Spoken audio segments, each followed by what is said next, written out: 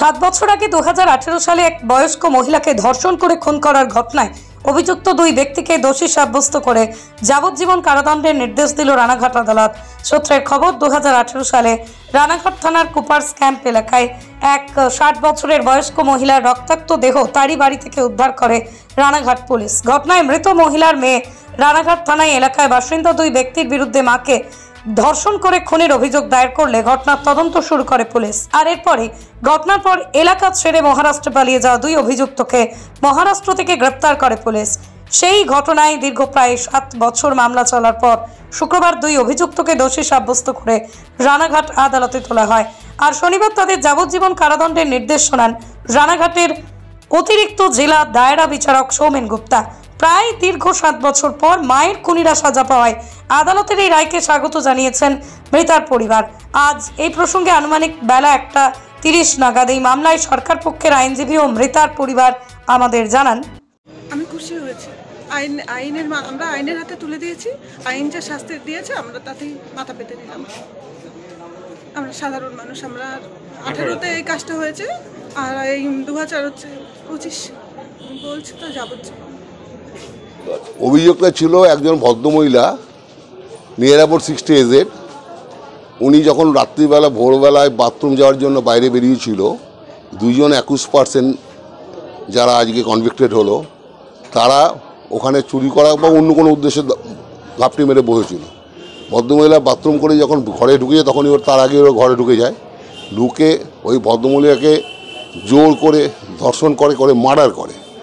তার বডিতে প্রচুর আঘাতের চিহ্ন পাওয়া গেছে এবং জাস্টিফাইডলি কোর্টের বিচার করেছে। মার্ডার করার পর ওরা ঘর থেকে যখন বেরোয়, যেটা সার্কামস্টেন্সিয়াল এভিডেন্স ডাইরেক্ট যেটা আসছে, সেটা হচ্ছে ও যখন ঘর থেকে বেরোয় সেই সময় ওই যে ভিকটিম, ডিজিজড, তার মেয়ে রাখি খয়রাতি, সে তখন প্রতিদিন সকালবেলা ওর মার বাড়ি লাইনের এপার ওপার ও এপার দিয়ে যখন আসে, তখন বাড়িতে ওর মার বাড়ির দরজা দিয়ে উঠোন দিয়ে এই দুজন ছেলে, যে দুজন আসামি ছাড়া বেরোচ্ছে, প্যান্টের হাফ নাগাদ অবস্থায় প্যান্টের চেন লাগাতে বেরোচ্ছে।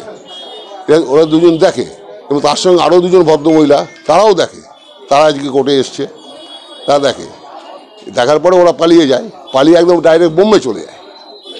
বোম্বে যাওয়ার পরে চলে গেল। এবার এরা যে বাদী, সে মামলা করার পরে পুলিশ ইনভেস্টিগেশন আরম্ভ করলে। আমাদের ইনভেস্টিগেশন অফিসার এখানে আছেন সুপ্রভাত বাবু, হি ডিড ওয়েল, সুপ্রভাত রায়চৌধুরী, এখন অ্যাট প্রেজেন্ট পোস্টেড আছে চাপড়া পিএস। হি ডিড ওয়েল এবং হি পারফেক্টলি ইনভেস্টিগেটেড দেয়ার, পারফেক্টলি করেছে, কোনো জায়গায় ফাঁক ছিল তার ইনভেস্টিগেশনে।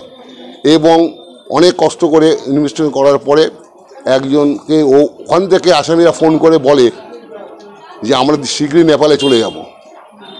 যাকে বলেছে সে তখন এসে ডিসক্লোজ করে।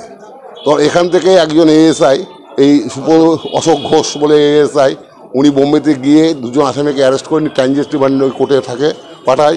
কোর্ট থেকে তখন রানাঘাটকে ট্রানজিট রিমান্ডে আসে, যে প্রডিউসড হয়। এই পরে ইনভেস্টিগেশন প্রপারলি শুরু হয়। শুরু হওয়ার পর ইনভেস্টিগেশন চার্জশিট দেয় দারোগাবু। 15 জন সাক্ষী দিয়েছে কোর্টে, 15 জন, ইনক্লুডিং ডাক্তার আরও সবাই সাক্ষী দিয়েছে।